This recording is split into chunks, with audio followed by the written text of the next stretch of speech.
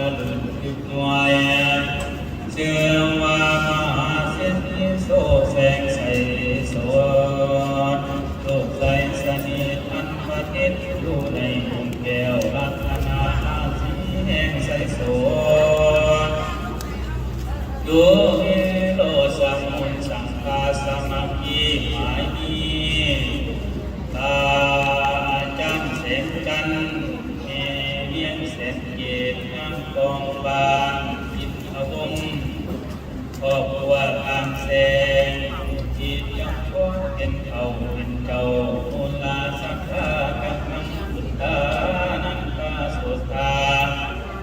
สา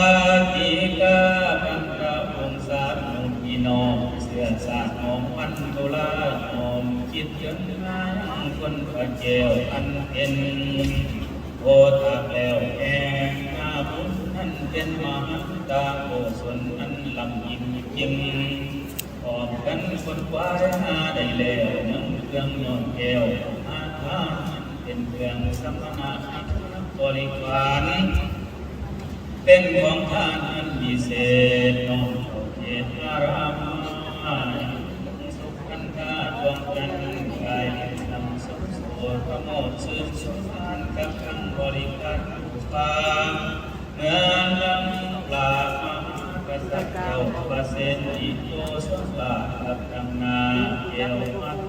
อันเป็นองค์มเหสียิ่งเอาโอสมเจ้าพระสารีบุตรบริสุทธิ์ที่ด้วยปัญญาเพียรเพียรมาโอละบุตรศาสนาเพียรลำยิ่งยิ่งวิมลมาพระสังฆาสังฆาให้แล้วพระอาทิเศษที่ละทิเศษอาดิเลกพระธรรมโยธาทิสิจาขออดทนกลางญาทานคำพันอิพะปัญโยจิวัตสังหานานาราม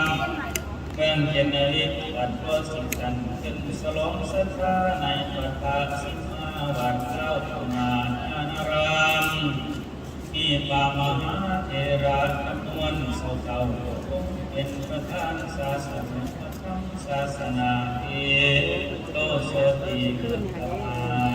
ปาราเจ้าไสยทุกขลังไสยมังคลัง